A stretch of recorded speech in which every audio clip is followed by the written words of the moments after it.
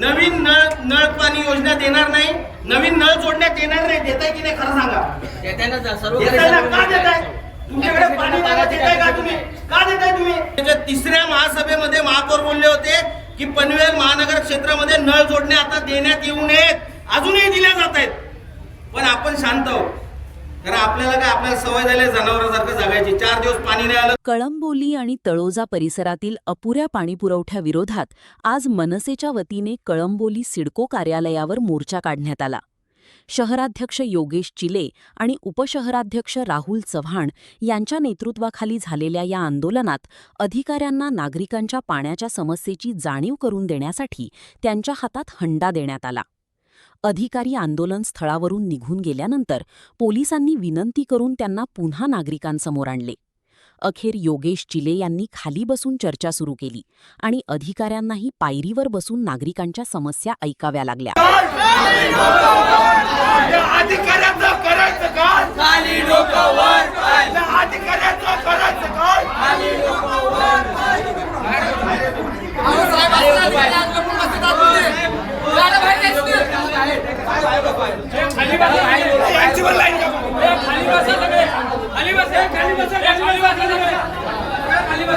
मला जाणीव आहे आणि त्याच्यावर आम्ही कामाच्या मागे पण लागलो. ते काम झालं पाहिजे. मी तुम्हाला आता सांगितलं की ते आसोडगावला काम चालू आहे, सोपं काम नाही, त्याला वेळ लागला.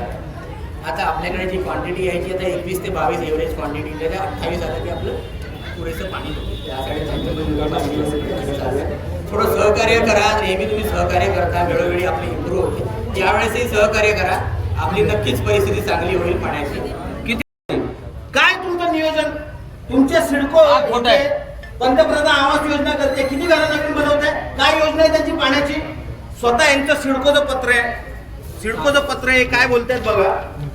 यांनी सिडकोने 26 वेळा आतापर्यंत दिलेलं साहेब, खरं आहे की नाही? 26 वेळा तुम्ही पत्र दिलेलं आहे नवी मुंबई महानगरपालिकेला. तुमचा ठराव होता नवी मुंबई महानगरपालिकेकडून मोरबे धरणातलं जवळपास 90 MLD पाणी द्यायचा ठराव होता ना तुमचा. का नाही तुम्ही डोक्यावर बसत त्यांच्या? 26 पत्र दिल्यानंतर सुद्धा यांचं ऐकत नाहीत गणेश नाईक आणि प्रशांत ठाकूर. काय करतायत? विक्रांत पाटील काय करतायत? 26 पत्र सिडकोने नवी मुंबई महानगरपालिकेला देत आहे. गणेश नाईक यांना फाट्यावर मारतात, फाट्यावरती. या दोन्ही आमदारांना पण फाट्यावर मारतायत गणेश नाईक.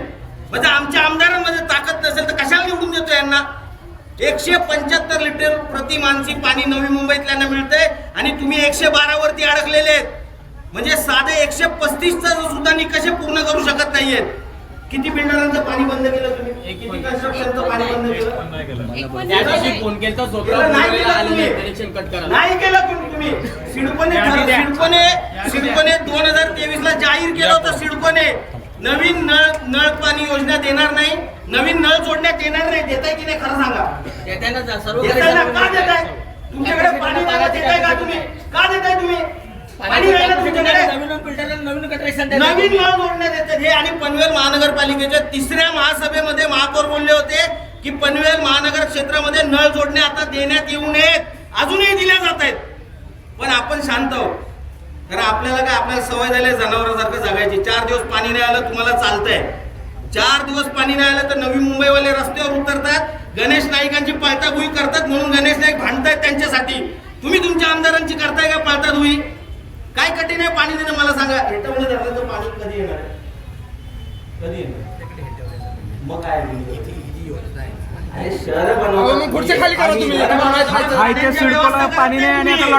शहर बनवतात पण ह्यांना पाण्याची व्यवस्था नाही करायची लोकांच्या.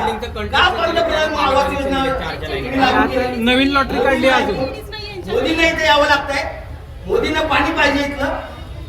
तुम्ही नवी मुंबई विमानतळाला 21 MLD पाणी रोज देतात की नाही?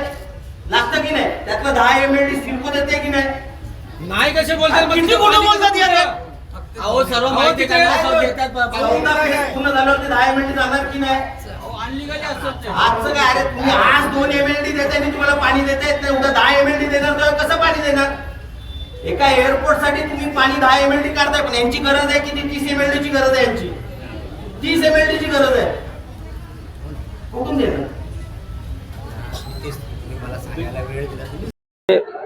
महिन्याभरापासून कळंबोली आणि तळोजा फेज 1 फेज 2 मधल्या नागरिकांना पाणी मिळत नाहीये. आणि सिडकोकडून अपेक्षित उत्तरं सुद्धा मिळत नाहीयेत.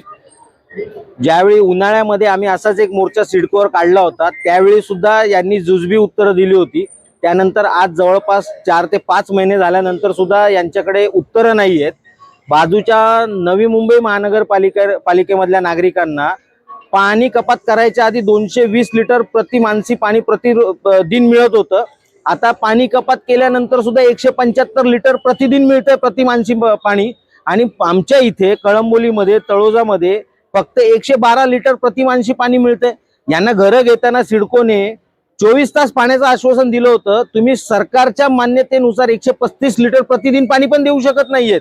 आणि तिकडे मंत्री, या राज्याचे एक मंत्री स्वतःला फक्त नवी मुंबईचे मंत्री समजतात, इथले नागरिक त्यांचे नाहीयेत असं ते समजतात. ते सरळ सांगतात की पनवेल महानगरपालिकेला आम्ही 1 लिटर, सिडकोला 1 लिटर पाणी आम्ही देणार नाही. म्हणजे जो करार झालेला आहे तो करार सुद्धा नवी मुंबई महानगरपालिका पाळत नाहीये. आणि इथले नागरिक मात्र पाण्यासाठी तडफडतायत. हे तडफडणारे नागरिक गणेश नाईकांना दिसत नाहीयेत. आम्हाला तर आश्चर्य वाटतं, असे कसे महाराष्ट्राचे मंत्री आहेत. याआधी सुद्धा आंदोलनं भरपूर झालेली आहेत आणि वारंवार आंदोलन होतंय. नेमकं प्रशासनाचं यावर उत्तर काय येत आहे? आता काय तोडगा निघालाय? अहो, त्यांच्याकडे एक शाश्वत पर्यायच उपलब्ध नाहीये. त्यांचे जे काही पर्याय आता आहेत हे 3 ते 4 वर्षात पूर्ण होणार आहेत. आता या शहराची गरज जवळपास 30 MLD पाण्याची आत्ता आहे.